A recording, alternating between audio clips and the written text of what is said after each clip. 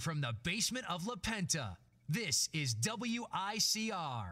Hello everyone, welcome back to the Sportsville. I am your host with the most, Jersey Joe, and this is the 11th segment today. Continue to roll along. It's been a pretty slow news day for the most part, but there are a couple stories, including right now. It just came out, Derrick Rose, an update on his injury. Apparently, he did not have that aggressive of a surgery. They are saying it was minor, and he should return to play within 4 to 6 weeks. Now, I really don't know if I'm buying that 4 to 6 week thing. That seems really fast. I mean, and the thing I don't like either is that I don't think that anybody should try to be rushing Derrick Rose back again. I mean, remember the first time he got hurt, Derrick Rose got a lot of criticism for kind of how long it was taking him to come back and play. But I think for a guy like Rose, who's gone through as devastating injuries consecutively as he has, it's just, I don't understand why you would go out there in the media and say that he should return him to play within 4 to 6 weeks. We hope that he will be able to play at some point this season. I just don't understand that, because from a Derrick Rose perspective, I think coming over how devastating that injury was really difficult. I have the quote right here. Bulls VP John Paxson, his quote was, "The hope is that Rose will play this season." Now, I just don't really get why you would go out there and say anything on the matter. At this point, all you really need to say is he had surgery and he will start his rehab of it. Apparently, they are saying that Rose will start aggressive rehab tomorrow. Again, I just don't think it's really smart to go out there in the media this soon and say that that we hope that he will play this season. I just think you've got to let Derrick Rose just kind of mentally get over this again, because this is just as devastating as you could get. He is such a transcendent player. This morning in the segment I did about it, I can never get over how good he was that 2011 season. I mean, when he was playing, I was watching, everybody was watching. But right now, it's just all about getting over that mental recovery period. And let's be honest, I mean, that meniscus is going to get weaker. Each time they repair it, it doesn't get stronger, unlike some things. It's getting weaker each time, and you've got to think that time after time that it's going to just affect Rose mental. We even saw this year he was a little bit hesitant about bringing like his full explosion to the court. He gradually tried to add a little bit more explosion as the season went on. And, I mean, you can't blame the guy when he's gone through this time and time again. And I just don't like the move from the Bulls. I don't think they needed to say anything about it. I think it's a bad move. But apparently, according to them, Rose will start aggressive rehab tomorrow. And they hope he will play this season. I mean, they will make the playoffs without him for this extended period. But you'd have to think the Bulls are going to take a little bit of a drop in the standings. Not much, because the back end of the East is not that competitive. I mean, the 8th, the 7th, and the 6th seeds, really not a ton of competitive teams. There are Milwaukee, Miami, and Brooklyn. Depending on who else is in that 8 spot, it'll probably switch every now and then. But those aren't really that firm grasp teams that are really in control of anything. So the Bulls really won't fall that far. At 6, maybe the most, but I don't see them falling that far. And for the most part, though, it's disappointing, because I just don't think they needed to say it. But another story I didn't get to this morning was, of course, Marcus Mariota. Whenever you have a chance to talk about Marcus Mariota, you have to do it, because as we get closer and closer to the draft, just the excitement level for this draft is at a different level, because we've seen the last couple years, quarterbacks, this has not been the drafts for them. I mean, we understand, it's well established now, if you don't have a franchise quarterback, you can't win anything. Look at the example I always give more than anything is the Indianapolis Colts. That is one of the most deprived rosters of talent in the NFL. They got to the AFC Championship game because of one position and one position alone, the quarterback. It affects everything that you do, and you've got to take care of that priority before anything else. So I think Marcus Mariota and Jameis Winston both have an incredibly high ceiling And there is a little bit of a risk with both guys. I'm much less worried about Marcus Mariota than I am Winston. Winston, I really don't have many issues with what he can do on the field. He's an athletic specimen. He's going to be a guy who's just going to be hard to bring down, and his arm strength is tremendous. His ability to throw the football accurately is ridiculous. But that off-the-field stuff is very weighs on my decision. If you can't make good decisions off the field, how am I going to trust you with millions of dollars to lead my franchise and never embarrass me and make the right decisions on the field? I just have a hard time buying into that, and that's why I have Marcus evaluated as the better quarterback in most of my evaluations. But I really like Gruden's quote. John Gruden the other day on Mike and Mike said a quote, and I think this is the way that everyone's always felt about Marcus Mariota, and it's definitely been known true to everyone here. He's the hardest working guy in the draft. I want him on my team. And that's it. That's about as simple as it is. If I have a chance to take Marcus Mariota and I need a quarterback and I have the first pick in this draft, I'm taking Marcus Mariota because I just think the only thing I've got to do and I've got to be willing to do and not be stubborn is you've got to be willing to be creative. You've got to be willing to let Marcus put him in a system where he can have success. I think if you do that, you're going to get everything out of him. Because he has so many good things going for him. He's got a strong arm. He can throw the ball accurately. Athletically, he could do anything on the football field. He's going to be smart enough to recognize NFL defense.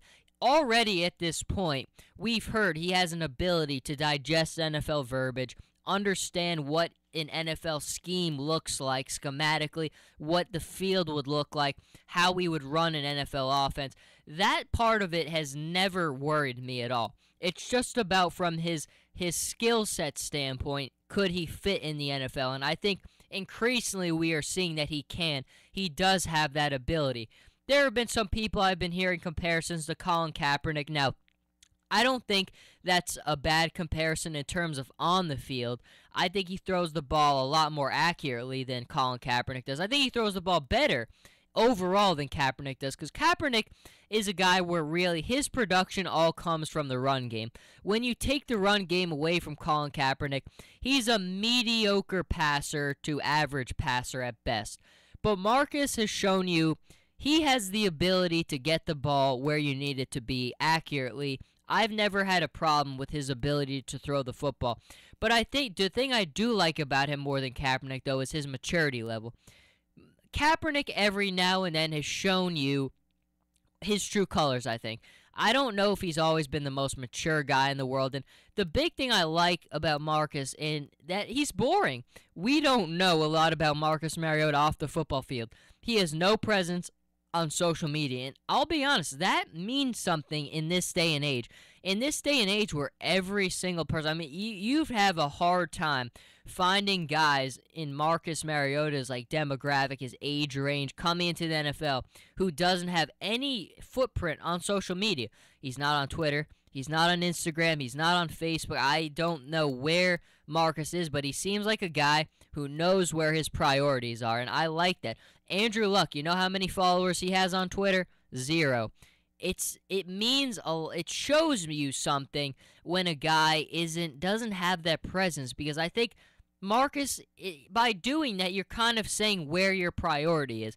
His priority is to football. Andrew Luck's priority is to football, and it means a lot. And people never talk about that type of thing because maybe they don't evaluate that as much. But it means something in my evaluation process, and I like Marcus. I mean, he is the hardest working guy in the draft. I want him on my team. We've seen in McShay's latest rankings, he has him going number 6 to the Jets. And if you're the Jets and he falls to you, how do you not take him? I mean, I don't know if that would be the best situation. I just, given their past track record, they don't have the best record of developing quarterbacks. But this is a new regime. Mike McCagnon is a football guy. I really like what you've seen out of him. I like Todd Bowles. I think he's a very good coach. Reminds me a lot of Bruce Arians, kind of finally getting his chance in the league to be a coach. The only thing I don't like is what they'll do with him on offense. I don't know if they'll properly develop him. But at this point, if you're the Jets, if he falls to you, you have to. I mean, He'll bring excitement to the franchise. You know he's going to work. You've just got to help him through the process, and I think they will do that. If you're Tennessee, which is the tough one, is how you're going to let one of these guys slip past you. Now, Tampa Bay, we all understand, is taking one of the two. We're still kind of split. It seems like a lot of people have them going with Winston. Now, and that's a gamble. I like Lovie Smith. I think Lovie Smith is a good guy for Winston to kind of come into his situation, into his hands. But still, there's a lot of risk there. And we'll see. I mean, there are reports that Lovie does like Mariota. We have more reports, though, that the Eagles are considering moving up to take him, which is very interesting that they could. There are potential rumors of a trade with Washington where they would take their spot. And a lot of that is dependent upon that. Everyone in the NFL must firmly believe that Tennessee is not taking a quarterback. It seems like Ken Wisenhunt really likes Zach Mettenberger. That's his guy, and that's who he wants to stick with.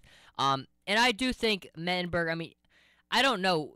Wisenhunt's an offensive guy. He's done a lot of great things with offenses in the NFL. If he sees something in Mettenberger, maybe there's something there. I don't think he's shown terrible promise, but I don't know if he's ever shown me anything to excite me that he could be my franchise quarterback. But we'll see there. So that's pretty much saying that no one is going to touch Marcus going to that 5 and 6 spot. So unless the Eagles actually do make that trade, I think he falls to the Jets. I mean, it'd be hard to. There's a very good possibility that he falls to the New York Jets. I've talked to Big Shot Rob about it. I've talked to other Jets fans about it. And I think there's a general excitement about what would happen if he did go to the Jets. And it should be because, I mean, you've had nothing there for a long time. Geno Smith, let's be honest, there's nothing there. I think Marcus Mariota is, if he's there, how do you not take him? He is a guy who I just see. He's the face of my franchise. He has it. He has the hard-working element. He's humble. He's down to earth. He has everything you would possibly want to lead your franchise. It's just all about putting him in a situation to succeed. That's the only thing I keep on stressing is he can succeed in this league. He has all the tools to do it from an athletic standpoint, from an ability to understand the game standpoint. It's just about building that offense around him, being creative. Creativity is going to be the biggest thing with Marcus Mariota because if you run an up-speed, high-tempo offense in the NFL that relies a lot on just being creative with a lot of unique plays and skill all over the field, it's going to be a lot of fun to watch, and I'm really excited to see the future and what it holds for Marcus Mariota because I followed him very closely. I watched almost every game he ever played at Oregon, and he's one of my favorite college players of all time, just on and off the field, everything that he did. There's a lot of things to like about him, and as we continue to get to the draft, there's going to be a lot more talk about the two. I mean, I've already done, I can't even tell you how many segments talking about Marcus and Jameis, comparing the two, where they stand right now as we move forward. The mock drafts will continue to come out. I don't know if we will have more of an answer, but I mean, right now, no one can really say who's going number one. A lot of people like Jameis, but there are a lot of people who still think that the Tampa Bay is going to go with Marcus. It's very interesting, and it creates so much excitement because it's not knowing. I mean, we all kind of know before the draft who is going one. That's usually a given. But who knows? I mean, this is the kind of thing that makes NFL people get paid the big bucks. Who goes number one? Both guys, tremendous upside, and there's some risk associated with both. But it's going to be a lot of fun as we continue to get there. I will be back in a moment with a little bit more talk, a lot more stuff to get into. So stay with me, and we will be right back.